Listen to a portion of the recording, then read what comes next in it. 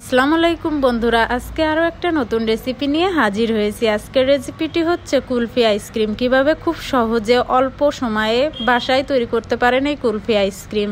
ফার্স্টে দুধ নিয়ে নিয়েছি, দুধটা খুব ভালো করে জাল করে নিব। এরকম বলক হয়ে এলে মিডিয়াম আঁচে রেখে দিব 30-40 মিনিট।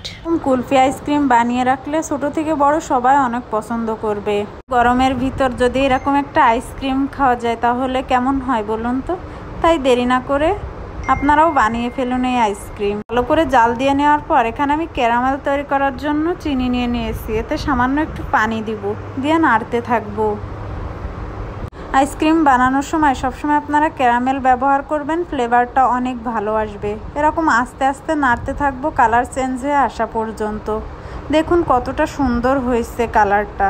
এবার দুধের সাথে মিশিয়ে নিব। এরকম আইসক্রিম বানিয়ে রাখি সব সময়, অনেক ভালো লাগে খেতে। সব দুধ একসাথে মিক্সড করে নিব। এরপর একটা ইলেকট্রিক হ্যান্ড বিটার দিয়ে কয়েকবার বিট করে নিব। খুব ভালো করে বিট করে নেওয়ার পর আমরা এই আইসক্রিমটা একটা আইসক্রিম মোল্ডে সেট করব। আপনারা যে কোনো কিছুতে সেট করতে পারেন, সমস্যা নাই এতে। এবার এই মোল্ডে দুধটা ঢেলে নিয়েছি।